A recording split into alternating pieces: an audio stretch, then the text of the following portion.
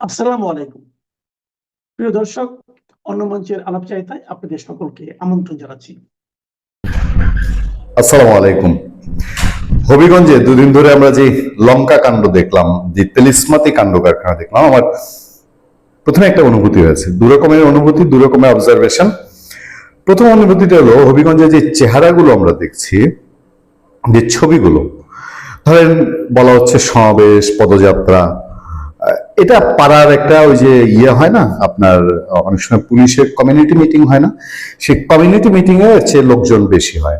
আর যে চরিত্রগুলো মঞ্চে, এই চরিত্রগুলো দেখলেই আমার মনে হয়ে যাচ্ছে ডক্টর ইউনূস জামানার সেই ভয়ঙ্কর দানবীয় চেহারাগুলো, যেগুলো ঢাকা শহরে একের পর এক মপ করেছে, যেগুলো সারা দেশে ছড়িয়ে ছিটিয়ে থাকা স্কুল, কলেজ, সরকারি প্রতিষ্ঠান, বিশ্ববিদ্যালয়, বিভিন্ন জায়গায় মপ করে নিরপরাধ একেবারে সাদাসিধে মানুষগুলোকে অপমান অপদস্থ করে প্রতিষ্ঠান থেকে বের করে দিয়েছে ফেসিবাদী তকমা দিয়ে, অথবা যেসব মুক্তিযোদ্ধাদের গলায় জুতার মালা পরিয়েছে, সেই যে ক্যারেক্টারগুলো, এই ক্যারেক্টারগুলো কিলবিল কিলবিল করছে।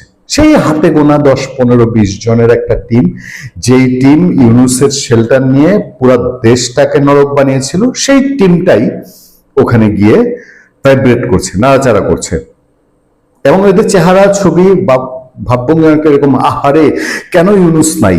আছে, বিএনপি সরকার আছে, অতটা তো আমাদের প্রতি মারমুখী না। বিএনপি সরকার আদর করে, তাদেরকে স্নেহ করে, সাইড দেয়।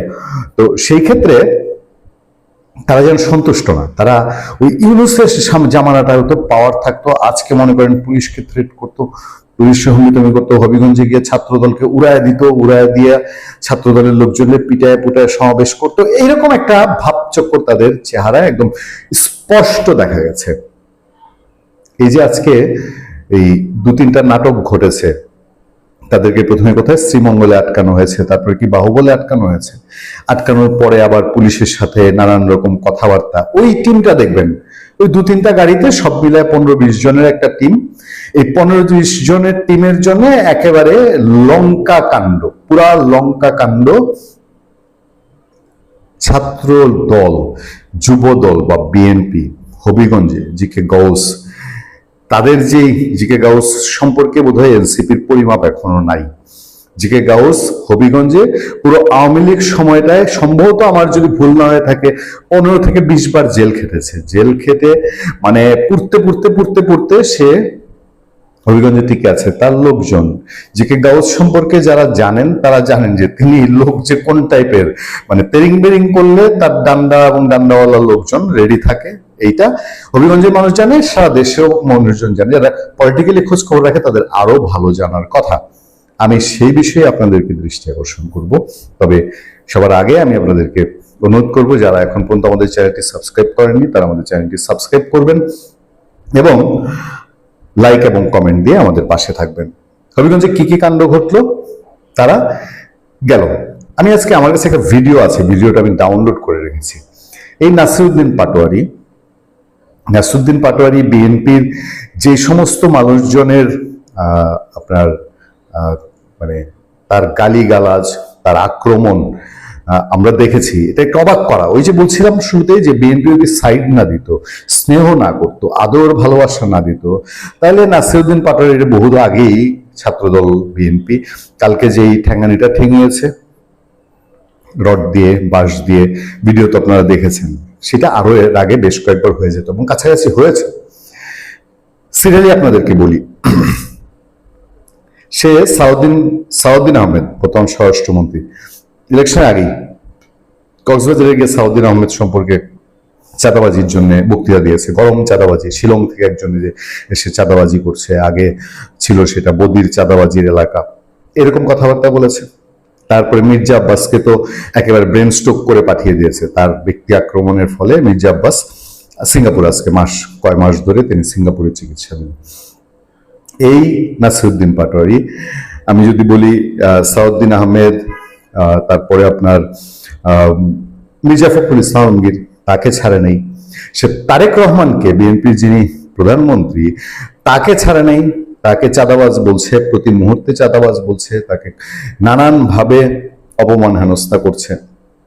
যেদিন হবিগঞ্জের ঘটনা ঘটলো তার আগের দিন কিশোরগঞ্জে পাড়া দিয়ে বীর মুক্তিযোদ্ধা, সারা দেশের সর্বজন শ্রদ্ধেয় মানুষ অ্যাডভোকেট ফজলুর রহমানকে নিয়ে সে কথা কুকথা বলে আসছে।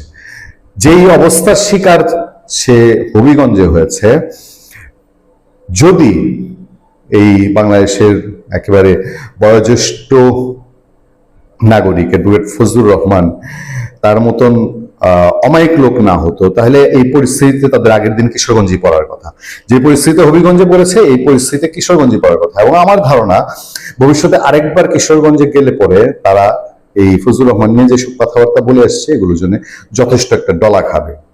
সেই লোকই জিকে গাউসকে নিয়ে কথা বলেছে, তারেক রহমানকে নিয়ে আবার তুচ্ছতাচ্ছিল্য করেছে। ফলে বিএনপি ছাত্র দলের লোকজন তারা কি সবাই ওই করে ওলামা, সাধু সন্ন্যাসী নাকি বৌদ্ধভিক্ষু? বিএনপি ছাত্রদল তাদের মধ্যে কি ধরনের লোকজন আছে এটা বাংলাদেশের মানুষ জানে না। তো তারা কি মনে করেছিল সারা বাংলাদেশ ঘুরে ঘুরে বিএনপির যেখানে যেখানে যেই টপ লিডার আছে, এই লুৎফুজ্জামান বাবরকে নিয়ে ইলেকশনের আগে নেত্রকোনায় এই নাসিরউদ্দিন পাটোয়ারি বলে এসছে, সেখানেও বিক্ষোভ মিছিল টিছিল হয়েছে, ডলা খায়নি। এই হচ্ছে এদের পরিস্থিতি। এবং এর পরে দেখেন যে কোনো হামলা, অত্যাচার, নির্যাতন মানুষ নিন্দা করে। আপনি সোশ্যাল মিডিয়ায় ফিরে তাকান তো দেখি, সোশ্যাল মিডিয়ায় যতগুলো নিউজ আমরা দেখি, মেইন স্ট্রিম মিডিয়ার যত নিউজ শেয়ার করা হয়েছে, প্রত্যেকটা নিচে নিউজের কমেন্টগুলো একটু পড়বেন, পড়ে দেখবেন যে মানুষ এদের এই ডলা খাওয়াটা নিয়ে হাসি তামাশা, ঠাট্টা মশকরা, ট্রল, এবং অনেকে ছোট ছোট রিল বানাচ্ছে ট্রল করে। এটার কারণটা কি? এটার কারণটা কি সেই একটাই না, যে তারা যখন ক্ষমতায় থেকেছে তারা একই কাজ করেছে। তাদের লোকজনের চরিত্র ওই রাজশাহী ইউনিভার্সিটির জাকসুর জিএস সালাউদ্দিন আম্মারের মতন, বেলচা নিয়ে 3টা ছেলেকে পিটিয়ে, লাইব্রেরিতে ঢুকে শিবিরের লোকজন পিটিয়ে, আহত করে, অ্যাম্বুলেন্স থেকে নেমে পিটিয়ে, তারপরে আবার পুলিশ দিয়ে ধরায় দিল। ওই যে প্রশাসন, সরকার তাদেরকে স্নেহ করে, আদর করে, সাইড দেয়, এটারই ফলাফল এটা।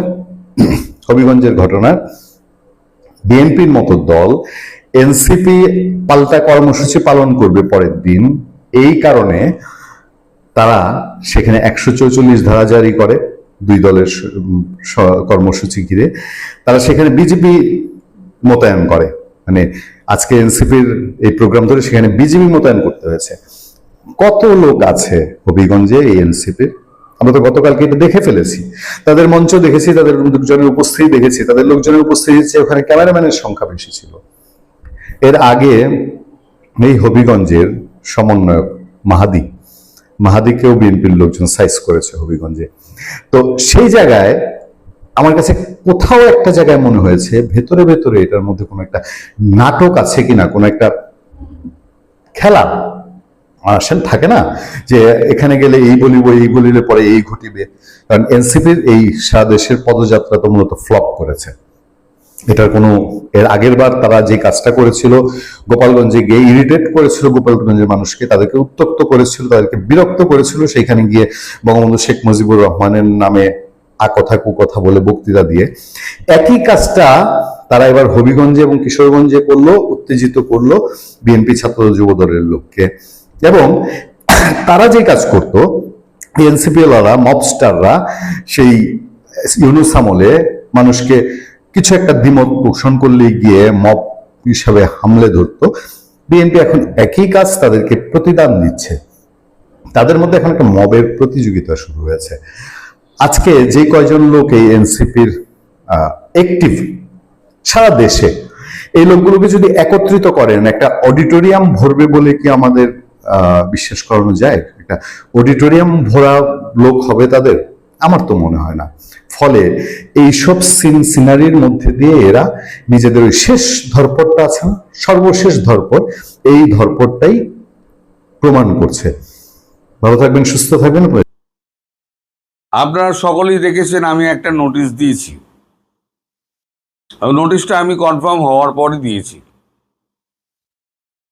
এই নিয়ে আমার বেশ কয়েকজন সাংবাদিকের সঙ্গে, মানে কলকাতার এবং দিল্লির সাংবাদিকের সঙ্গে কথা হয়েছে, কয়েকজনের সঙ্গে বাংলাদেশের দূতাবাসের কথা হয়েছে, দূতাবাস বলছে বাংলাদেশ ডেস্কের সঙ্গে কথা হয়েছে, মানে আমাদের বাংলাদেশ যে বিদেশ মন্ত্রক তার যে ডেস্ক তার সঙ্গে কথা হয়েছে।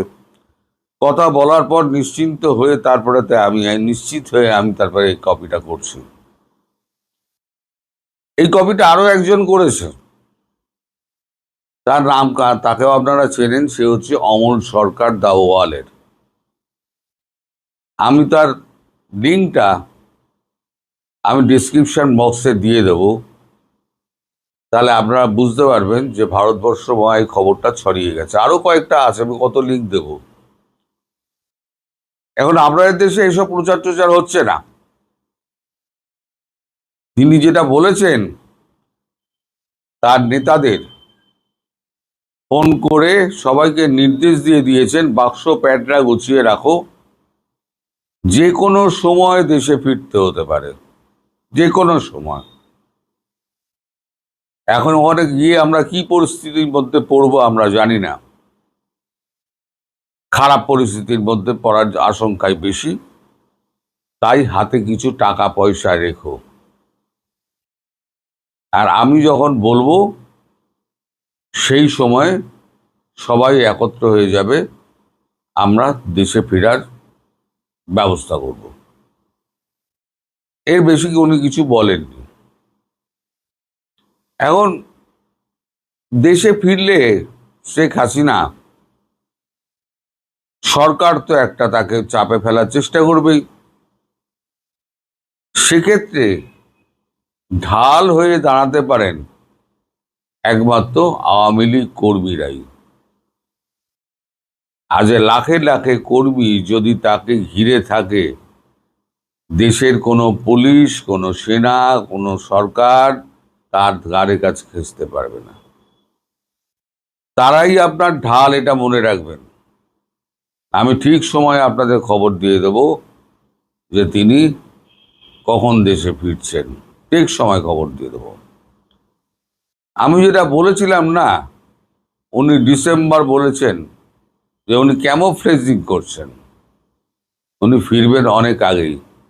আমি টাইম দিয়েছিলাম সেপ্টেম্বর, মনে পড়ছে? অনেকেই আমায় মনে করিয়ে দেন, আপনি কিন্তু সেপ্টেম্বর বলেছিলেন। জুলাই এসে যাচ্ছে, তারপর আগস্ট, তারপরে সেপ্টেম্বর। হ্যাঁ, আমি সেপ্টেম্বরই বলেছি।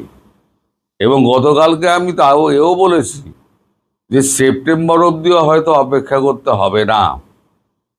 তার কারণ মার্কিন রাষ্ট্রপতি ডোনাল্ড ট্রাম্পের সঙ্গে সার্জিও গোরের যে কথাবার্তা হয়েছে বাংলাদেশ নিয়ে, আমাদের পীযূষ গোয়াল সাক্ষী ছিলেন, সে খবরও আমি আপনাদের শুনিয়েছি।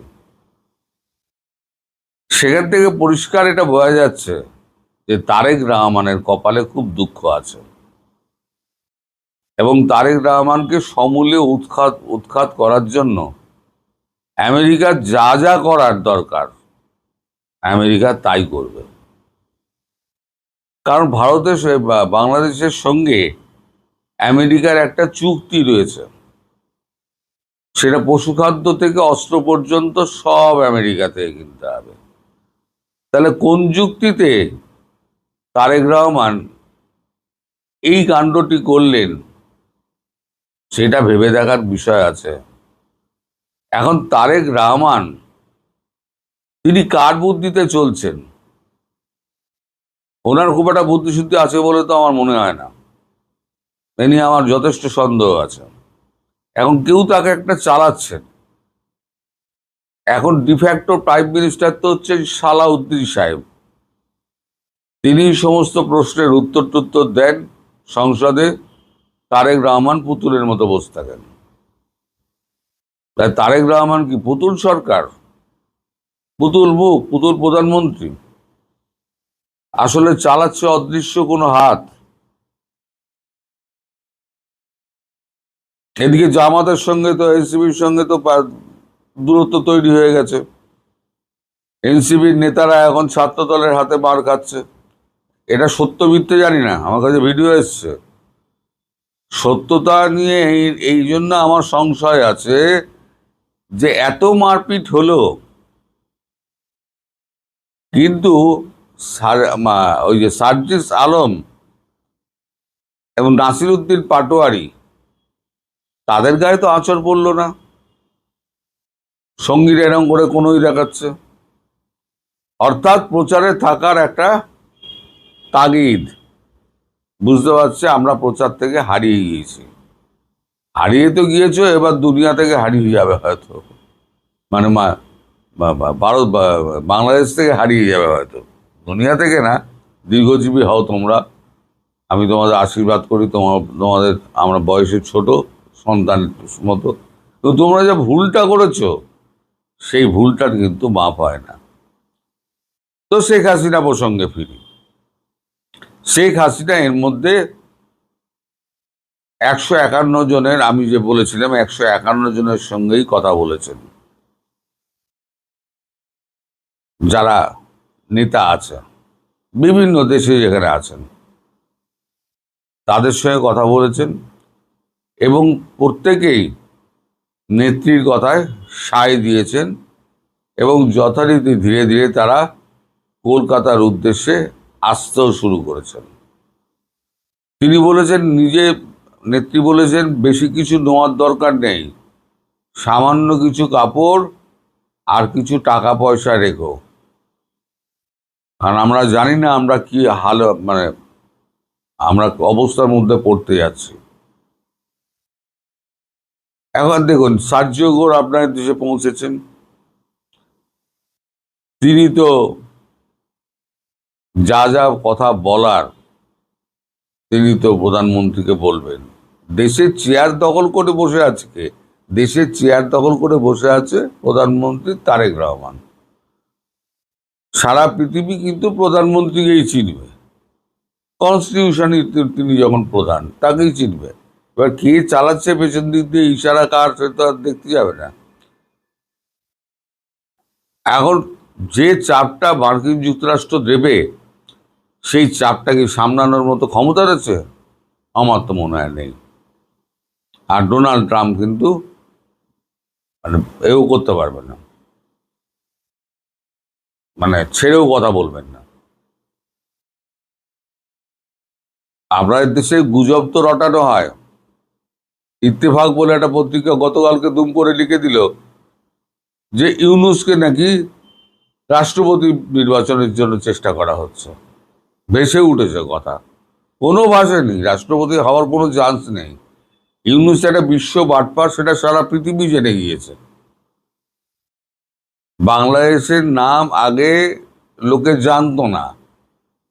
ইউনূসের আমলে ইউনূস যা করে গেছে তাতে সারা পৃথিবী বাংলাদেশকে চিনে গেছে।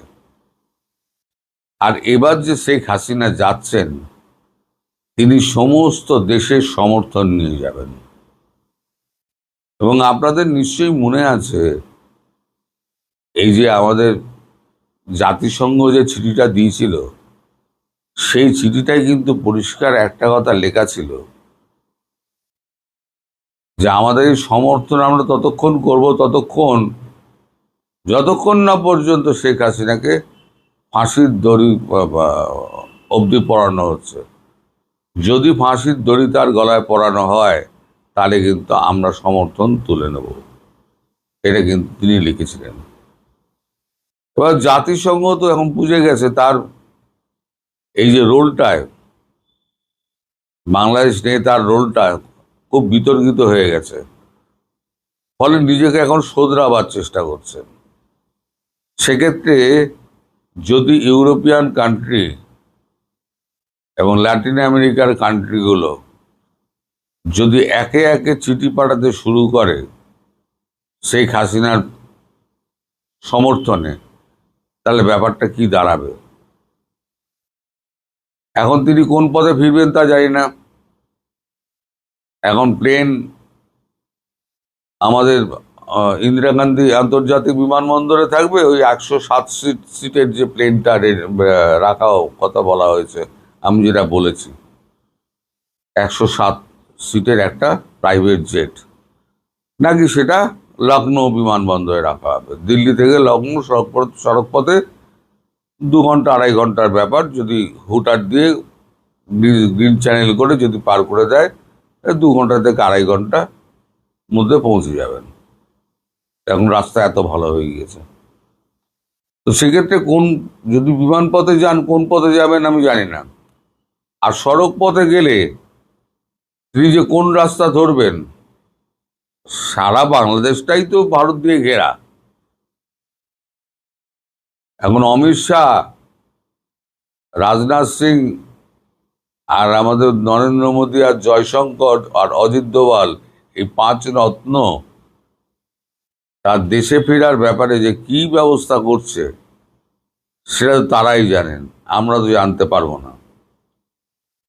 তবে সার্জিও ঘোর তিনি যে যাচ্ছেন, সন্তোষজনক উত্তর দিতে না পারলে তারেক রহমানের গদি কিন্তু গেল।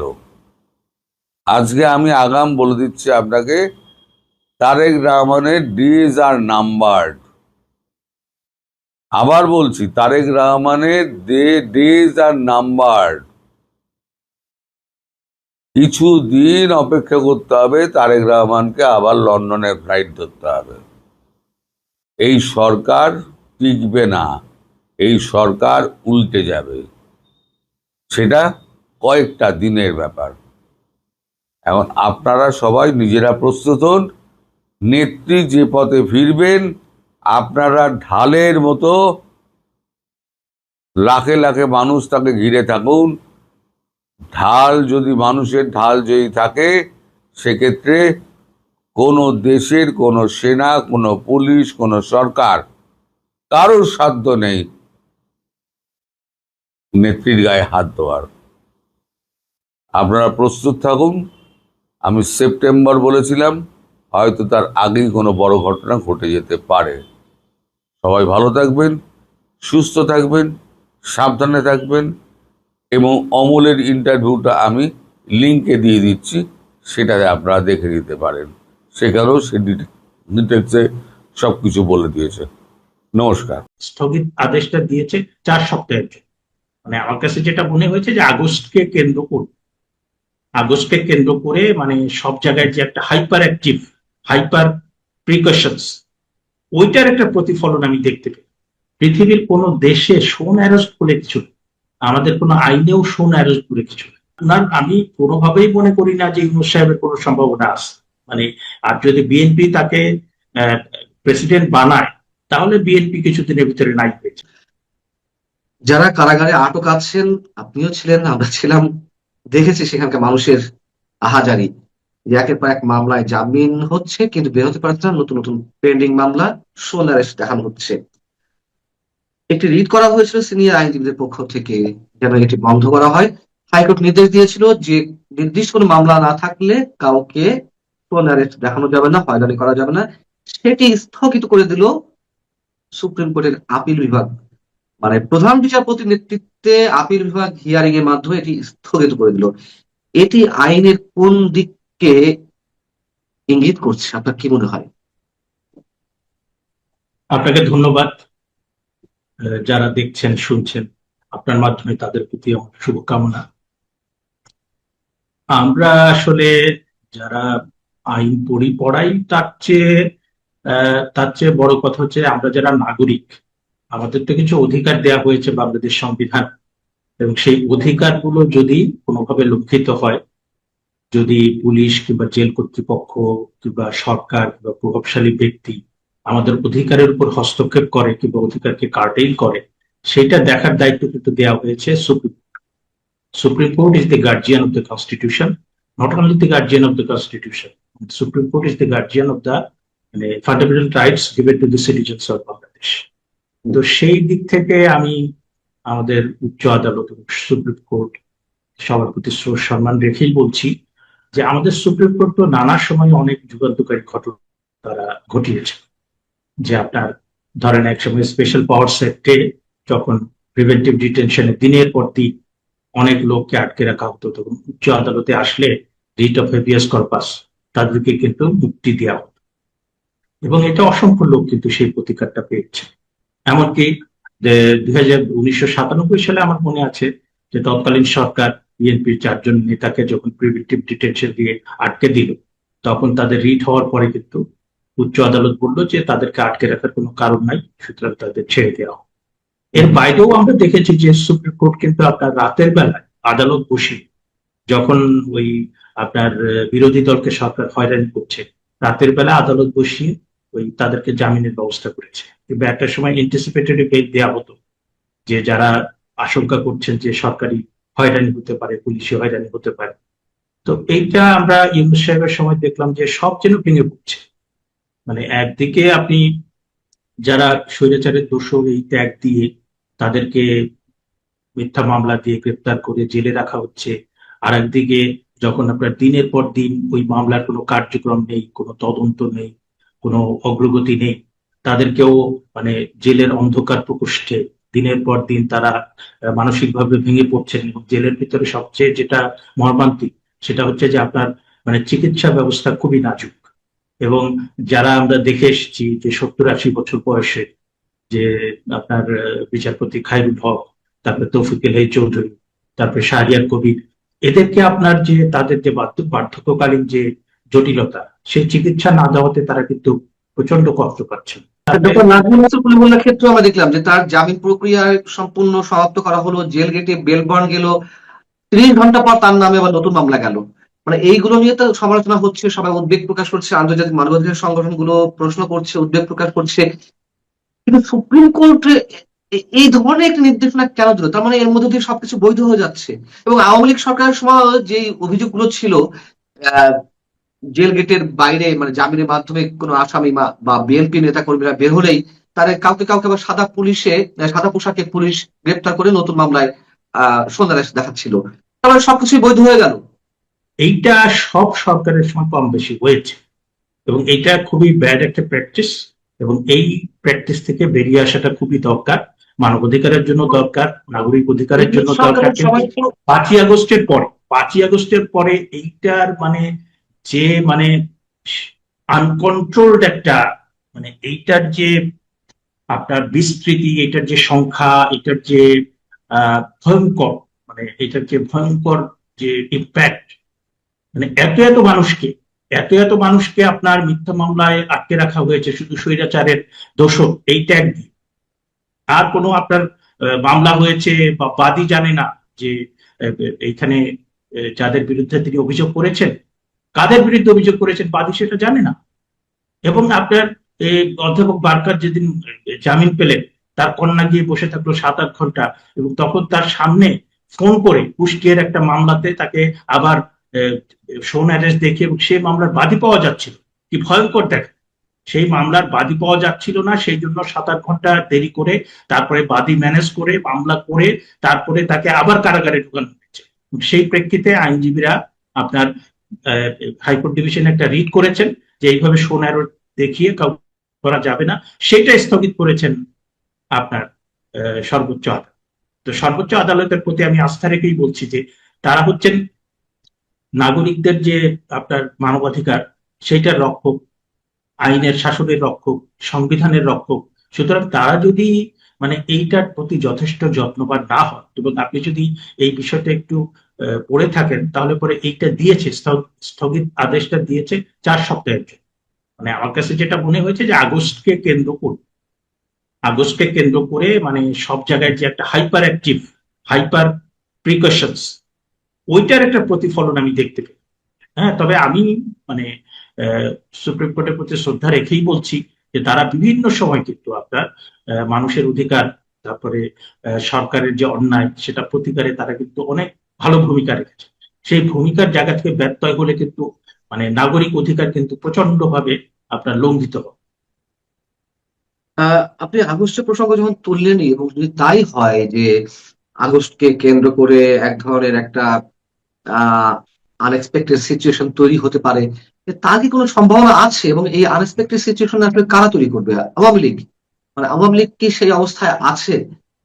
বা সরকারও বা কেন এটিকে এত বেশি গুরুত্ব দিচ্ছে? আমরা দেখলাম যে গত সম্ভবত 1 জুলাই নাকি কবে কারফিউ দেওয়া হলো আওয়ামী লীগ কি একটা 23শে জুন আওয়ামী লীগ প্রতিষ্ঠাবার্ষিকী উপলক্ষে আওয়ামী লীগ কোনো কর্মসূচিও দেয়নি, আপনার কিছু অনলাইন আলোচনা সভার আয়োজন করেছে, এবং সেটা নিয়ে তো ভয়াবহ পরিস্থিতি হলো। আপনার 4টা জেলায় আর্মি নামানো হলো, একটা সরকারের 4 মাসের মাথায় আর্মি নামানো হলে তখন তো সেটা যে সারা আন্তর্জাতিক ভাবে সেই ভাবমূর্তিটা ক্ষুণ্ণ হয়।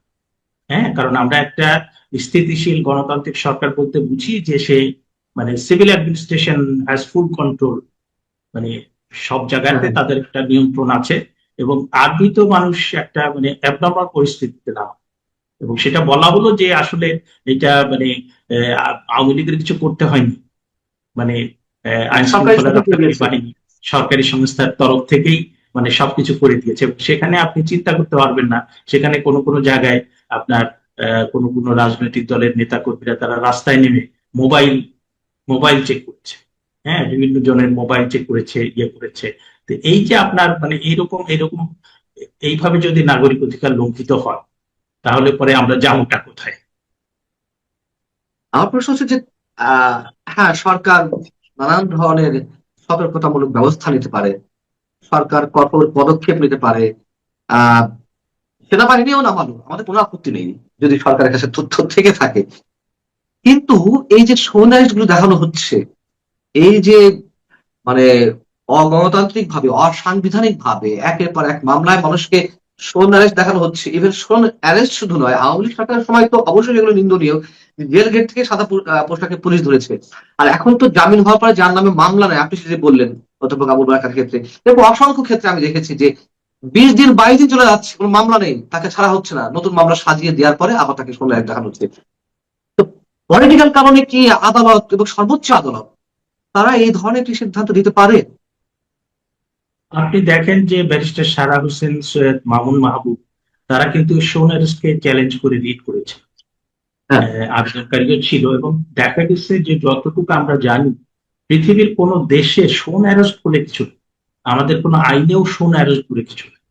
এটা রাজনৈতিক ভাবে মানে রাজনৈতিক বিরুদ্ধবাদীদের হয়রানি করার জন্য আমরা বোধহয় আমাদের আইন শৃঙ্খলা রক্ষাকারী বাহিনী এবং তারা সংশ্লিষ্ট বাহিনী সেটা আবিষ্কার করেছেন। এটা হচ্ছে আমাদের সরকারি সংস্থার একটা প্রচন্ড রকম, যেটাকে বলবো যে অ্যাবিউজ অফ পাওয়ার কিংবা extreme violation of human rights. হ্যাঁ, এবং এটা পৃথিবীর আর কোনো দেশে আমরা দেখি। এবং আমাদের এই যে সরকারি দলের যে তাহলে সেই মানবাধিকার লঙ্ঘনের বিষয়টা কি এখন আদালত কর্তৃক বৈধ হচ্ছে? এখন কি বলবেন যে আমাদের এখানে অনেক আগে থেকে যে প্রাতিষ্ঠানিক সংকটটা খুব প্রকট, যে আপনি সরকারে যেই থাক, মানে উচ্চ আদালত তার মতোই চলবে, সরকারে যেই থাক বাংলাদেশ ব্যাংক তার মতো চলবে, সরকারে যেই থাক ম্যাক্রো ইকোনমিক ডিসিপ্লিন তার মতো চলবে, সরকারে যেই থাক আপনার শিক্ষা ব্যবস্থা বিশ্ববিদ্যালয় তার মতো চলবে। কিন্তু এখন যেটা হয়েছে, আমরা 10 বছর 12 বছর ধরে মানে গত অনেকদিন ধরে দেখছি, যেটা ইউনূস সাহেবের আমলে একদম ভেঙে পড়েছে। তারপরে সেটার উন্নতি আমরা দেখতে পাচ্ছি না। যে আপনার প্রত্যেকটা জায়গাতে সরকারি ইন্টারফেয়ারেন্স, এবং সরকার যেটা চাচ্ছে সেটাকে আপনার, সরকার একটা ভালো জিনিস চাইলে তো আমরা অ্যাপ্রিসিয়েট করি, কিন্তু সরকার অনেক ক্ষেত্রেই সরকার কাউকে হয়রানি করতে চায়, কাউকে আটকাতে চায়, এবং সরকারি এই জিনিসটাকে প্রতিকার করার দায়িত্ব দেওয়া হয়েছে হাইকোর্ট ডিভিশনকে। অধ্যাপক কার্জন, আপনি যে বিষয়টি নোটিশ করছিলেন যে আগস্টকে ঘিরে এই ধরনের কোনো নির্দেশনা আসতে পারে, আহ আর কি কি হতে পারে, মানে আপনার ধারণা কি? অথবা এই আগস্ট ঘিরে কি বিশেষ কিছু করতে যাচ্ছে? শেখ হাসিনা যখন দেশকে ফিরে আসার ঘোষণা দিয়েছেন ডিসেম্বরের মধ্যে, কেউ কেউ বলছেন তারও আগে ফিরে আসতে পারেন। এবং আগস্টের বিভিন্ন দিন তো আমাদের কাছে ঐতিহাসিক, সেই 5ই আগস্ট হোক, 17ই আগস্ট হোক, 21শে আগস্ট হোক, 15ই আগস্ট বঙ্গবন্ধুর মৃত্যুবার্ষিকী, সবকিছু মিলে কি আবারও কিছু হওয়ার সম্ভাবনা আপনি দেখছেন? না, হওয়ার সম্ভাবনা, এটা তো এক ধরনের প্রেডিকশন প্রেডিকশন হ্যাঁ, এবং আপনি আমরা তো আমাদের কাছে তথ্যপত্র থাকলে কিছুটা আমরা বিশ্লেষণ করতে পারি, কিছুটা প্রেডিকশন দিতে পারি। কিন্তু আমার কথাটা হচ্ছে যে আগস্টে মানে প্রিকশনস কেন নিতে হবে? আগস্টে কি হয়েছে? আগস্টে জাতির পিতা বঙ্গবন্ধু শেখ মুজিবুর রহমানকে একদল আপনার সেনা সদস্য, বিপদগামী সেনা সদস্য, তারা হত্যা করেছেন সপরিবারে, এবং সেটার সাথে ছিল জাতীয় আন্তর্জাতিক চক্রান্ত ছিল এইটার জন্য। এবং সেইটা তো একটা শোকের মাস, এবং সেটা তো আপনি বঙ্গবন্ধুকে মানে লক্ষ লক্ষ কোটি কোটি মানুষ বঙ্গবন্ধুকে সম্মান করে, তার প্রতি শ্রদ্ধা দেখায়। এবং এই 15ই আগস্টকে কেন্দ্র করে তাদের যে আবেগ, হ্যাঁ, তাদের যে আপনার সম্মান, না তাদের শুধু যে সেটি না, শুধু ভালোবাসা, সেটি নয়, 5ই এইটা আগস্ট মানুষ 32 নম্বরে যাবে, এটা তো কোনো অপরাধ না। আপনি যদি কোনো নিশ্চয়ই নয়, অপরাধ হয়, নাশকতা শুধু হয়, শুধু সন্ত্রাস 5ই হয়, আগস্ট আর শুধু 15ই আগস্টকে কেন্দ্র করে যে নানান ধরনের সতর্কতামূলক ব্যবস্থা নেওয়া হচ্ছে তা নয়। 5ই আগস্ট আবার এই যে গণ আন্দোলন বা 5ই আগস্ট যেটি ঘটেছিল 2024-এ, সেটির দ্বিতীয় বর্ষপূর্তি, আবার শেখ হাসিনা ফিরে আসার একটি ঘোষণা রয়েছে। সবকিছু মিলিয়ে আহ, আসলে আমাদের সামনে কি হতে যাচ্ছে, সরকার যেটি প্রেডিক্ট করছে একটা আশঙ্কা, আতঙ্ক, ভয় বা সতর্কতা, এরকম কিছু হওয়ার কি আসলে কোনো সম্ভাবনা আছে কিনা?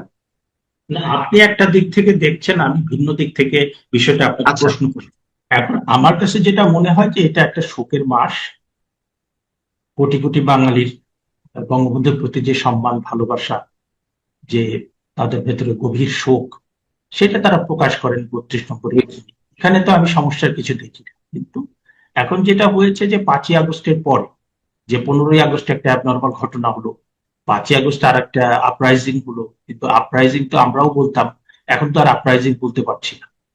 কারণ এখন আমরা যে তথ্যপত্র আমাদের কাছে আছে, তাতে করে এটা সেনা সমর্থিত, সেনাবাহিনী কর্তৃক অনুমোদিত, তাদের সহযোগিতায় একটা ডক্টর মোহাম্মদ ইউনূস, মার্কিন যুক্তরাষ্ট্র, তাদের সহযোগিতায় মেটিকুলাস ডিজাইনের একটা নাশকতা। হ্যাঁ, আপনি আন্দোলন করবেন, শান্তিপূর্ণ আন্দোলন করবেন সরকারের বিরুদ্ধে, আপনাকে তো কেউ বাধা দিচ্ছে না। কিন্তু আপনি স্নাইপার রাইফেল দিয়ে মানুষ হত্যা করে, আপনি নাশকতা করে, আপনি পুলিশ হত্যা করে, আপনি একটা দেশে, এটা তো কোনো আন্দোলন হলো না। হ্যাঁ, তো সেই 5ই আগস্ট ঘটে যাওয়ার পরে আমরা যে উগ্রবাদী একটা গোষ্ঠী দেখলাম, যে বাংলাদেশকে, যারা মুক্তিযুদ্ধের বাংলাদেশকে মুছে দিয়ে এখানে একটা সাম্প্রদায়িক একটা আফগানিস্তান বানাতে চায়। তো সেই প্রেক্ষিতে তারপরে বঙ্গবন্ধু কন্যা তিনি বলেছেন ডিসেম্বরে তিনি ফিরবেন। সবকিছু মিলে হ্যাঁ, মানে প্রচন্ড রকম একটা আতঙ্ক সব জায়গায় তৈরি হয়েছে। কিন্তু আসলে 19 থেকে 20 বছর বিএনপি ক্ষমতার বাইরে ছিল, কিন্তু তাদের মানে কর্মকাণ্ডের ভিতরে আমি অনেক বেশি পরিপক্কতা প্রত্যাশা করছিলাম। তাদের কর্মকাণ্ডের ভিতরে আমি অনেক বেশি ফারসাইট প্রত্যাশা করছিলাম। যখন নানান পর্যায় থেকে বিএনপির শীর্ষ নেতৃত্বের মধ্যে থেকে প্রেসিডেন্ট পদে আসার একটি সম্ভাবনা বা নানান ধরনের আলোচনা চলছে, তখন ইউনূসকে এই আলোচনার মধ্যে ঢুকানোর জন্য আরেকটি পক্ষ বিশেষভাবে চেষ্টা করছে। ইউনূস নিরপেক্ষ, ইউনূস ডক্টর ইউনূসের কারণে বাংলাদেশের ভাবমূর্তি উজ্জ্বল হয়েছে, ইত্যাদি ইত্যাদি দিয়ে, যেমন বাংলাদেশের একটি প্রথম শ্রেণীর পত্রিকার রিপোর্ট বেরিয়েছে, এবং এটি অবশ্যই ইন্টেনশনালি। আপনি কি মনে করেন যে ইউনূসের খেলা এখনো থেমে গেছে, মানে নাকি এখনো চলছে? না, ইউনূসের খেলা থেমে গেছে, কিন্তু ডিপ স্টেটের খেলা থামে। হ্যাঁ, ইউনূসের খেলা হ্যাঁ, থেমে গেছে। ইউনূস মানে ওনার যে প্রতারণা, ওনার যে দুর্নীতি, ওনার যে দুরভিসন্ধি, প্রত্যেকটা জিনিস এমন ভাবে উন্মোচিত হয়েছে, এবং বাংলাদেশের মানুষের জন্য উনি কিছু ফিল করেন না। বাংলাদেশে উনি যে সময়টা চালিয়েছেন, আইন শৃঙ্খলা পরিস্থিতি, মব ভায়োলেন্স, শিক্ষা, তারপরে সংস্কৃতি, প্রত্যেকটা হ্যাঁ, জায়গাতে ধস নেমেছে। বাংলাদেশটাকে পুরো ধ্বংস করে দিয়ে চলে গেছে। তো উনার উনার আমি কোনোভাবেই মনে করি না যে ইউনূস সাহেবের কোনো সম্ভাবনা আছে। মানে আর যদি বিএনপি তাকে প্রেসিডেন্ট বানায়, তাহলে বিএনপি কিছুদিনের ভিতরে নাই হয়েছে আর বুঝি। কারণ ডক্টর মোহাম্মদ ইউনূস যে মানের খেলোয়াড়, আর তার যে মানে বেলাফাইড ইন্টেনশন, তিনি নিজের স্বার্থ, নিজের প্রতিষ্ঠানের স্বার্থ ছাড়া কিছু বোঝেন না। নির্বাচনের 3 দিন আগে তিনি একটা মানে চুক্তি করে পুরো দেশটাকে বিক্রি করে দিয়ে চলে গেলেন। এখন ওনার যে কানেকশন, উনি কাকে কাকে কোথায় বিক্রি করে দেন।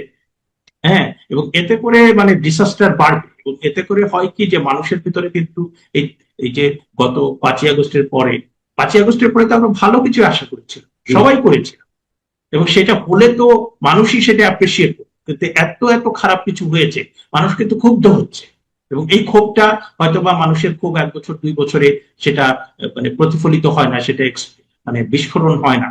কিন্তু এটা কিন্তু আপনার 6 মাস, 1 বছর, 2 বছর, 3 বছর, তারপরে কিন্তু প্রচন্ড বিস্ফোরণ হবে।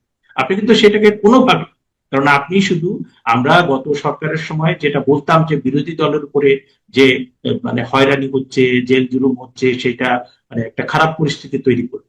কিন্তু এখন যেটা হচ্ছে সেটা মানে মাত্রাতিরিক্ত। আপনি যখন মানে আমি খবর নিয়ে দেখলাম যে আওয়ামী লীগের আপনার ইউনিয়ন পর্যায় পর্যন্ত, জেলা থেকে শুরু করে, ঢাকা শহর থেকে শুরু করে আপনার ইউনিয়ন পর্যন্ত, যারা আওয়ামী লীগ করেন তারা গত 2 বছর, 2.5 বছর বাসায় থাকতে পারছে। এই পরিস্থিতি কিন্তু ছিল না। হ্যাঁ, তো এইরকম একটা পরিস্থিতি শুধু আওয়ামী লীগ না, এবং মানুষের যে কষ্ট, যে আপনার অর্থনৈতিক অবস্থা, দ্রব্যমূল্য পরিস্থিতি, তারপরে শিক্ষার অবস্থা খারাপ। আমরা সম্প্রতি দেখলাম যে ঝরে যাওয়া, যে ড্রপ আউট, অন্যান্য সময় যেটা 10 থেকে 15% হয়, এবার দেখলাম আমরা 3টা স্ট্রিম, যে আপনার বাংলা মিডিয়াম, তারপরে মাদ্রাসা, তারপরে কয়েকটা স্ট্রিমে দেখলাম প্রায় 44%। এবং শিক্ষা সম্পর্কে আপনার এই এই ইয়েতে, এই সম্প্রতি আপনার গত বছর এই সিঙ্গাপুর বলেছে যে তোমাদের বাংলাদেশ থেকে যারা বিশ্ববিদ্যালয়ে ভর্তি হতে আসে তাদের মান হচ্ছে আমাদের হাই স্কুলে যারা পড়ে তাদের সমান। তো কোথায় চলে গেছে আপনার শিক্ষা? আজকে আপনার ঢাকা বিশ্ববিদ্যালয়ের র্যাঙ্কিং নিয়ে কোনো কথা নাই, মেধা নিয়ে কোনো কথা নাই, শিক্ষার্থীদের অথচ এই এরা মানে গত সরকারের সময় একদম আপনার একদম ছিন্ন ভিন্ন করে দিল কথার মধ্য দিয়ে, এইটা নাই, ওইটা নাই, ওইটা নাই, ওইটা নাই। তো যা ছিল সেগুলো তো ধ্বংস করেছে, নতুন তো কিছু গড়ে ওঠেনি।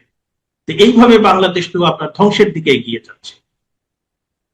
আপনাকে অনেক অনেক ধন্যবাদ। আমরা জানি না যে এই সংকট থেকে খুব সহসা কিভাবে আমরা মুক্ত হতে পারবো। নিশ্চয়ই যেই নোটিশগুলো আপনি করার চেষ্টা করলেন সরকারের উদ্দেশ্যে, আমরা আশা করবো সরকার সেগুলো বিবেচনায় নিবে। সরকার গণহারে পুলিশ কর্তাদেরকে এবং বেসামরিক প্রশাসনের কর্তাদেরকে চাকরিচ্যুতি ঘটাচ্ছে। যাদের চাকরি বয়স 25 বছর হয়ে গেছে তাদেরকে বাধ্যতামূলক অবসর দেওয়া হচ্ছে। এর মধ্যে অনেকে ডিপটি সেক্রেটারি, অনেকে জয়েন্ট সেক্রেটারি। এবং রাষ্ট্রের এই কর্মকর্তাদের পেছনে আমাদের জনগণের যে অর্থ, শত শত কোটি টাকা বিনিয়োগ করে একজন জয়েন্ট সেক্রেটারি তৈরি করা হয়। সে যখন তার যে মন এবং মননশীলতা, কর্মের এবং দক্ষতার যে শ্রেষ্ঠতম অংশটুকু যখন জাতিকে দেবে, ঠিক সেই সময়টিতে তাদেরকে বঞ্চিত করা হলো। অভিযোগ তারা সেই 2018 সনের নির্বাচনে সরকারের পৃষ্ঠপোষকতা করেছে। আচ্ছা বলেন তো, আমাদের দেশে যে রাজনৈতিক কালচার, যেটা 91 থেকে তো বিএনপির জমানাতেই শুরু হয়েছে, এর আগে তো প্রশাসনে এত দলবাদী ছিল না, এমনকি এরশাদ জমানাতেও ছিল না। খুঁজে খুঁজে আত্মীয়দেরকে, মামার বন্ধু, বাবার শ্যালক, মানে এরকম নানা পরিচয়ে সামরিক বেসামরিক বাহিনীতে, বিচারালয়ে, তারপর দলীয় পান্ডাদেরকে চিফ জাস্টিস বানানো থেকে শুরু করে এই অপরাধগুলো প্রথম শুরু করেছিল কারা বলেন তো? এরপর যখন এটা একটা ট্র্যাডিশনে চলে আসছে, সেই ট্র্যাডিশনের মধ্যে যদি একবার কেউ পড়ে যায় সেখানে আসলে কিছু করার থাকে না। এখন যেমন ধরেন, যদি আপনি জেনারেল ওয়াকারুজ্জামান, তিনি শেখ হাসিনার ভাগ্নির জামাই। শেখ হাসিনা তাকে আদর যত্ন করে লালন পালন করেছেন, ওই পদে বসিয়েছেন। আচ্ছা, শেখ হাসিনার জন্য কি তার একটা উফ শব্দ করার শক্তি ছিল? কিংবা এখন তিনি পারছেন? পারেন নাই তো, একটু পারেননি। কিংবা শেখ হাসিনার একেবারে অনুগত শাহাবুদ্দিন চুপ্পু, তিনি কি শেখ হাসিনার জন্য একটা ডট, জাস্ট একটা ফোঁটা দিতে পেরেছেন? কিংবা যে মঈনুদ্দিন সাহেবকে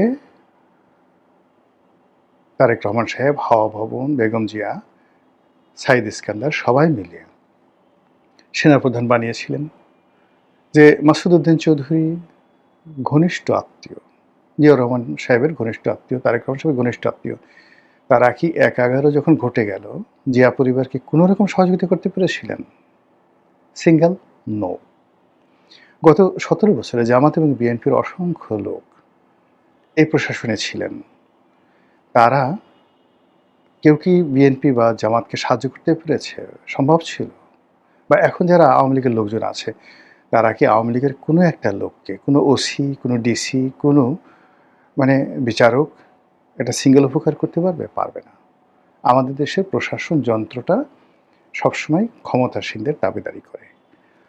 আর ক্ষমতাসীনরা যে তাদের আত্মীয় বা দলীয়করণের নামে বিভিন্ন লোকদেরকে তারা যে তোষণ করে, এটা আলটিমেটলি তাদেরও ক্ষতি হয়, সেই কর্মকর্তাদেরও ক্ষতি হয়। কিন্তু ইন জেনারেল সেন্স বিরূপ সময় কখনোই কখনোই মানে যাকে বলা হয় এরা কোনো কাজে আসে না। এখন ধরেন বিএনপির অনেক মাসলম্যান, মাস্তান বের হয়েছে, এলাকাভিত্তিক মাস্তান, এইখানে ধাক্কাধাক্কি করে, ওখানে এটা করে, ওইটা করে, গাড়ির সামনে দৌড়াদৌড়ি করে। এগুলো তো আসলে এখন তারেক রহমান সাহেব বা বিএনপির কোনো নেতারই দরকার নেই, সালাউদ্দিন সাহেবের দরকার নেই।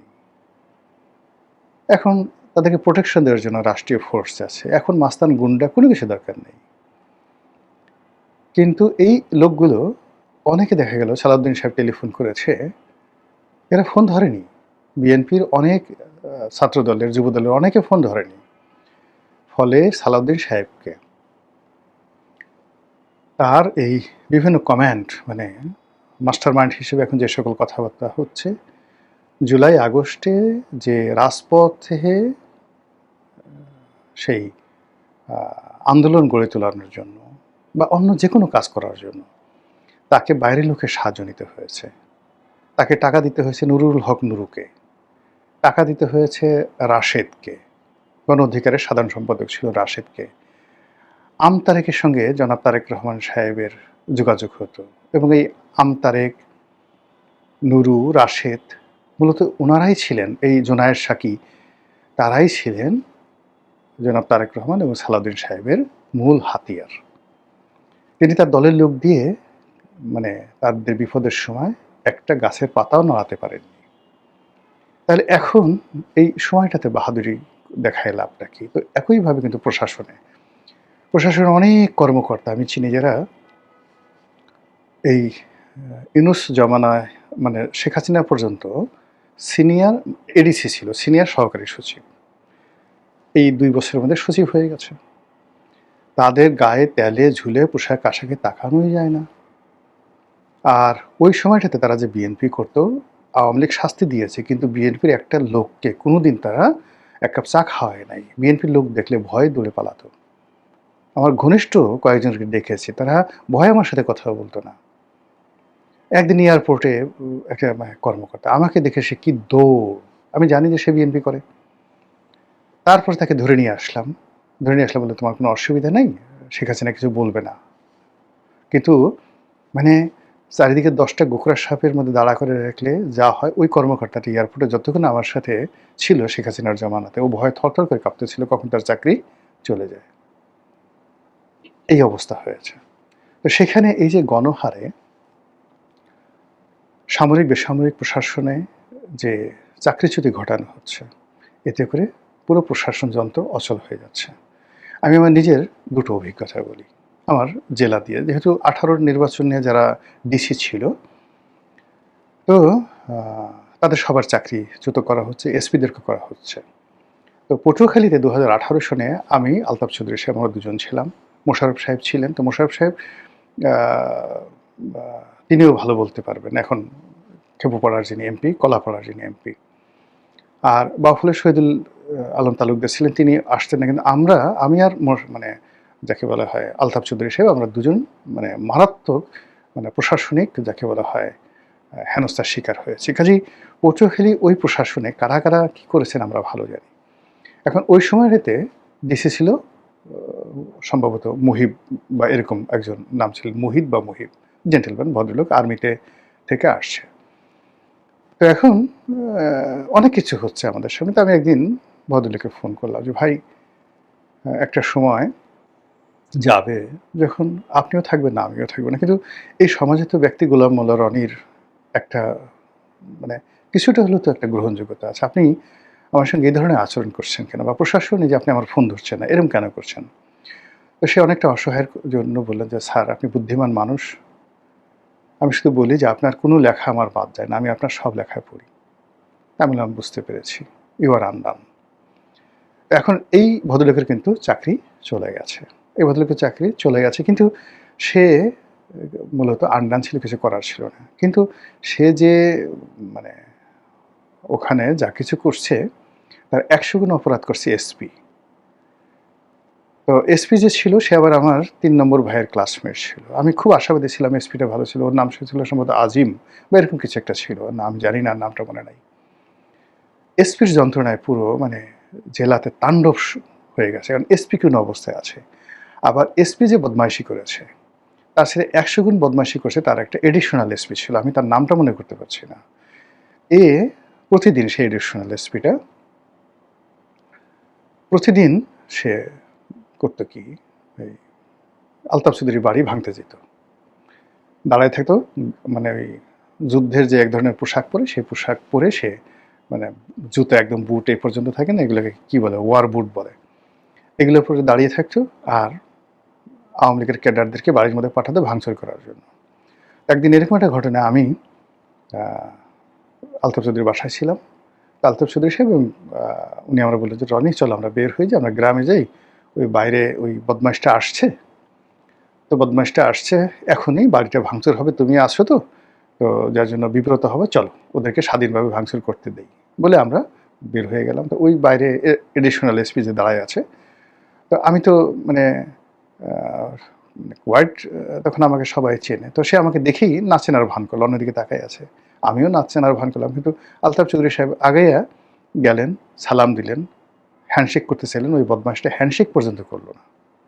এডিশনাল এসপি হ্যান্ডশেক করলো, অন্যদিকে তাকিয়ে রইল। তো এর শাস্তি কি আর হয়েছে? পটুয়াখালীতে ওই সময়তে এডিশনাল এসপি, আমি নামটা মনে আসতেছে না, সে হয়তো দেখা যাবে যে কোনোভাবে বেরিয়ে আছে। আর এক বদমাইশ এডিশনাল এসপি ছিল, এই ঢাকাতে একটা এসবির একটা বড় পদে ছিল, নাম বলবো না। এই বিএনপি লোকদের উপর তদারকি করত, বিএনপি লোকদের উপর তদারকি করতো এবং বিএনপি লোকের সাথে গিয়ে মিশে তারা বলতো আমি বিএনপির লোক, ইত্যাদি ইত্যাদি ঘটনা। কিন্তু ওই সময়টাতে শেখ হাসিনার জমানাতে যত প্রাইস পোস্টিং আছে সবগুলো নিয়েছে, এই জমানাতে এসে দেখা গেল পরপর দুটো প্রমোশন পাইছে, তার তো কিছু হয়নি। টাকা পয়সা গাল গুল ফুলে কোথায় আছে, কি অবস্থা আছে আল্লাহ জানে। আবার ধরেন ওই যে আমি যে ডিসির কথা বললাম, নিরহ ভদ্রলোক সে ছিল, কিন্তু ওই ডিসির পরে আরেকটা ডিসি গেছে, ওর নাম বোধহয় কামাল। এখন সে কি বলবো, আজরাইলের সেও খারাপ, পুরো পটুয়াখালীর বিএনপির লোকের জীবন তছনছ করে দিয়েছে। আমার গ্রামের বাড়িটা ভেঙে, শুধু আমার বাড়ি না, গলাচিপা, দশমিনা, পটুয়াখালী সব জায়গাতে কান্নার রোল দিয়ে দিয়েছে। ইনুসে জামালকে সে প্রমোটেড হয়েছে, ভালো একটা পোস্টিং আছে, আমি ওর নাম কামাল নাকি যেন নাম। আমি একদিন বিএনপির আওয়ামী লীগের এক লোকের চাকরিচ্যুত হয়েছে, এডিশনাল সেক্রেটারি আমার পরিচিত, তো সে মানে ওই ওই যে ডিসি 18-তে ডিসি ছিল, আসছে আমার অফিসে, আমি বললাম যে দেখো তো ওই কামাল কোথায় আছে। তো সে কামালকে ফোন করলো, ফোন করে বললো যে কামাল তুমি এখন কোথায় আছো, বলে স্যার আমি তো অমুক অমুক জায়গাতে আছি। তো সে মাথায় হাত দিল, আল্লাহ, এই তো প্রাইস পোস্টিংয়ে, এখন তো এখানে সাধারণত যারা সরকারের খুব ভালো দৃষ্টিতে থাকে, তো তারা তো এখানে মানে প্রাইস পোস্টিং এটাতে, এই জায়গাতে সে আছে। এখন আপনি চিন্তা করেন যে যে ডিসি 18-তে দায়িত্ব পালন করলো, কিন্তু আওয়ামী লীগের মানে পক্ষে কোনো কাজ করেনি, আর বিএনপির কোনো লোককে আসলে হয়রানি করেনি, সে নিরহ বেচারা মানুষ, অসহায় ছিল, তার চাকরি চলে গেল। কিন্তু 1 বছর পর তার যাওয়ার পরে যে ডিসিটা গেল, পুরো 1-1.5 বছর ধরে মানুষের জীবন, সমস্ত বিএনপি লোকের জীবন হারাম করে দিল, সেই আমলে প্রমোশন পেল। তাকে আপনি কি করতেছেন বলেন? যে ওই যে এডিশনাল এসপির কথা বললাম, ঢাকাতে আর এক এডিশনাল এসপির কথা বললাম, এই আমলে সে হয়তো ডিআইজি হয়ে গেছে। আর এক লোক এখন মানে আমার পরিচিত এক লোক ছিল, এসপি ছিল আওয়ামী লীগ জামানাতে, এখন সে এডিশনাল আইজি হয়ে গেছে, সারাক্ষণ বিএনপির পক্ষে লেখে। ওই সময়তে সে বলতো আমি আসলে বিএনপি করি নাই, কোনোদিন জামাতে করি নাই, বিএনপি করি নাই, আমি আসলে আওয়ামী লীগ করতাম, ছাত্রলীগ করতাম, কিন্তু দেখেন আওয়ামী লীগ আমাকে মানে অযথা পানিশমেন্ট দিয়েছে। এখন দেখা গেল যে এরা সবাই মানে বিএনপির হয়ে এই সময়টাতে সমস্ত পদ পদবি নিয়ে এই কদিন আগে রিটায়ারমেন্ট চলে গেল। ফলে এই যে সরকার যা কিছু করছে, এটা ধারাবাহিক কোনো কর্ম নয়, এটা স্বাভাবিক কোনো কর্ম নয়, এটা রীতিমতো জুলুম হচ্ছে, এটা প্রশাসনের উপর জুলুম হচ্ছে, আর্মির উপর জুলুম হচ্ছে, পুলিশের উপর জুলুম হচ্ছে। আর সত্যিকার অর্থে সময় নিয়ে যদি যারা যারা সত্যিকার অর্থে এই অপকর্মগুলো করেছে, যদি এমপি প্রার্থী, তারপরে ওই সময়তে যারা ওয়েলা জেলা বিএনপির সভাপতি, সেক্রেটারি, তাদের কাছ থেকে যদি রিপোর্ট নেওয়া হতো যে 2014 থেকে 24 পর্যন্ত কোন কোন কর্মকর্তা উপজেলাতে ইউনো থেকে ধরেন, ওসি থেকে ধরেন, কোন কোন লোকগুলো তোমাদের জীবনকে হারাম করে দিয়েছে, মিথ্যা মামলা নিয়েছে, মোবাইল কোর্ট বসিয়েছে, তোমাদের বাড়িঘর লুট করেছে, সব কিছু করেছে। আচ্ছা, মানে মুজিবুর রহমান সরোয়ারের কথাই শুনেন। আমরা দুঃখের কথা বলতেছিলাম, মেজর হাফিজের কথা ভুলাতে, এই যে এখন রাষ্ট্রপতি, আমরা একটা আড্ডাতে মানে বলতেছিলাম নিজেদের দুঃখের কথা। তো মুজিবুর রহমান সরোয়ার বললেন যে ভাই আপনি তো অনেক লাকি, আপনার বাসায় তো ডিসি সাহেব ঢুকে নেয়, আমার বাসায় রাত্রি 12টা 1টা 2টার সময় ডিসি 10-12 জন লোক নিয়ে মাস্তান নিয়ে সোজা ঢুকে যেত বাড়ি চেক করার জন্য। সেই ডিসি এখন কোথায় আছে বলেন? এরপরে মেজর হাফিজ বললেন যে এরকম ব্যাপার, বলে যে আমি এই যে এখানে ঢাকাতে আমার লঞ্চ, মানে যেদিন আমি নমিনেশন পেলাম ভিতরে নিয়ে আমাকে মাঝ নদীতে নিয়ে লঞ্চে আগুন ধরাই দিল। আমি কোনো মতে নৌকায়, বুড়া মানুষ 80 বছর বয়স বুড়া মানুষ, নৌকায় করে প্রাণ নিয়ে সেখান থেকে রক্ষা পেলাম। তারপরে নির্বাচন কমিশনের যে প্রধান নির্বাচন কমিশনার সিইসিকে বললাম যে নুরুল হুদা, তার সাথে তার ভালো সম্পর্ক ছিল, তুমি কি করলা? তো বলে যে স্যার কোনো অসুবিধা নেই, আমি আপনাকে আলাদা প্রোটেকশন দিচ্ছি। সেই আলাদা প্রোটেকশনই এলাকাতে গেলেন। সেই এলাকাতে গিয়ে তার বাড়িকে ঘেরাও করে রাখলো মাস্তানরা। ডেইলি সরাসরি গুলি করতো তার বাড়িতে, ঘর থেকে বেরোতে পারতো না। তার যত লোকজন আছে সবাইকে রামদা দিয়ে কাঁচা হলো। সেই সময় ভোলাতে এসপিকে ছিল, সেই এসপির অবস্থা কি, শাস্তি হয়েছে? যদি রিটায়ারমেন্টে গিয়ে থাকে তাদের শাস্তি কি হয়েছে? এই জিনিসগুলো যদি আপনি শাস্তি দিতে চান কাউকে, তাহলে সাক্ষ্য প্রমাণের ভিত্তিতে। আমরা যারা ভুক্তভোগী আমাদের সাক্ষ্য নেন। কিন্তু পুলিশে এক পুলিশ হঠাৎ করে বিএনপি পুলিশ হয়ে গেছে। আরে বাবা, বিএনপি পুলিশ, কোনো বিএনপির পুলিশ ছিল না, নাই বিএনপির পুলিশ, কোনো জামাতের পুলিশ ছিল না, সব আওয়ামী পুলিশ ছিল। এখন যারা বলছে মিথ্যা কথা বলছে। কোনো আওয়ামী মিলিটারি ছিল না, বিএনপি মিলিটারি ছিল না, সব আওয়ামী মিলিটারি ছিল। সব এক একজন জিয়াউল হাসান ছিল। জিয়াউল হাসান নিজে is not a singular person, it's a plural number. সবাই আকবর হতে চেয়েছে। কিভাবে আকবর হওয়া যায়, কিভাবে জেনারেল আকবর হওয়া যায়, কিভাবে ডিজিএফআই এর প্রধান হওয়া যায়, কিভাবে জিয়াউল হাসান হওয়া যায়, কিভাবে মেজর জেনারেল মুজিব হওয়া যায়, এইগুলোর জন্য রীতিমতো ইঁদুর দৌড় শুরু হয়েছিল। ওখানে কোনো বিএনপি জামাতের লোক ছিল না। এখন যারা আসছে বলতেছে আমি বিএনপির লোক, মিথ্যা কথা বলছে। এরা মুনাফেক, এরা গুপ্ত। কাজে এদের কথা মতো একটা বাহিনীকে, একটা প্রতিষ্ঠানকে, একটা অ্যাডমিনিস্ট্রেশনকে নষ্ট করেন না, সামাল দিতে পারবেন না। এটা ভয় থেকে হচ্ছে, অস্থিরতা থেকে হচ্ছে, ক্রোধ থেকে হচ্ছে। এত দ্রুত কোনো কাজ করতে না, মাত্র 4 মাস, এত দ্রুত করতে হয় না। আস্তে আস্তে আস্তে আস্তে সাক্ষ্য নেন, প্রমাণ নেন, যারা ভুক্তভোগী তাদের কাছ থেকে নেন। শেখ হাসিনা কিন্তু একটা ভালো গুণ ছিল। একবার তার ক্যাবিনেট সচিব সম্ভবত মোশাররফ সাহেব ক্যাবিনেট সচিব ছিলেন। বলতো যে উনি, কেউ বললো জামাত করে, কেউ বলতো ফ্রিডম পার্টি করে, উনি দৈনিক মিল্লাতে লিখতেন, এই ধরনের কথাবার্তা। অসাধারণ একজন ভদ্রলোক মানুষ, অনেস্ট। তো প্রধানমন্ত্রী বললেন পার্লামেন্টারি কমিটিতে যে শিবির করে, জামাত করে, তাতে অসুবিধা কী হয়েছে? ওর মতো সৎ একজন মানুষ দেখাও তো, ওর মতো সৎ একজন মানুষ দেখাও, তারপর ওর মতো লেখাপড়া একজন মানুষ দেখাও। তোমরা যারা সাথে প্রফেশনালি পারো না তাকে জামাত এবং বিএনপির ট্যাগ দাও, ওইগুলো আমার সাথে হবে না। একবার 2009 সনে ফার্স্ট কথা। এরপরে দেখেন শফিউল আজম নামে এক ভদ্রলোক ছিলেন ওনার ক্যাবিনেট সচিব। সবাই বলতে এটা জামাতের লোক। পুরোটা সময় সে তাকে তার কাছে রাখছে, ডাজ নট ম্যাটার, বলছে ও কাজ করে, কোনো অসুবিধা নেই, জামাত করে। এই যে এখন যে আইরিন খান, যাকে প্রতিমন্ত্রী হিসেবে নিয়োগ দেওয়া হলো, শেখ হাসিনা বলতেন যে আরে একটা মেয়ে অ্যামনেস্টি ইন্টারন্যাশনালের মতো একটা প্রতিষ্ঠানে প্রধান হিসেবে আছে, বাংলাদেশে মুখ উজ্জ্বল করছে, হোক না সে তারেক জিয়ার আত্মীয়, খালেদা জিয়ার আত্মীয়, তাতে আমার কি, সে তো দেশের উপকার করছে। কিছু জায়গাতে তো ব্যক্তিত্ব থাকতে হয়। শেখ হাসিনার ধরেন কিছু লোক, যেমন এই যে কাইকাউস, মানে কিছু কিছু আমলা পরবর্তীতে আসছে, আবু নাসের কামাল, মানে এরা দুর্নীতিবাজ, অসৎ, মেরুদণ্ডহীন, এরাই আসলে করোনার পর থেকে মানে শেখ হাসিনাকে নষ্ট করে ফেলছে। কিন্তু যতদিন পর্যন্ত শেখ হাসিনার কাছাকাছি ইভেন ওই যে দাড়িওয়ালা একটা লোক ক্যাবিনেট সচিব ছিল, কালো করে, সবাই বলতো এটা শিবিরের লোক, ঢাকা কলেজে পড়তো, শিবিরের লোক ইত্যাদি। আমার সেতু বিভাগের সচিব ছিল। শেখ হাসিনা অত্যাধিক স্নেহ করতেন, মানে অত ডাটফাট ছিল না কোনো কিছু, কিন্তু ভীষণ রকম তিনি স্নেহ করতেন। বলতে আচ্ছা ঠিক আছে, শিবির করে করুক, তাতে অসুবিধাটা কি। কিন্তু এই যে কোটটাই পরা, কাউকাউস, কবিতা লেখে কামাল চৌধুরী, এই বিভিন্ন লোকজন, এই সমস্ত লোকজন যখন চলে এলো শেখ হাসিনার কাছাকাছি, মুহূর্তের মধ্যে সব শেষ। এখনও তো সেম অবস্থা ঘটতেছে জনাব তারেক রহমানের ক্ষেত্রে। বলার দরকার ছিল, তাই বললাম।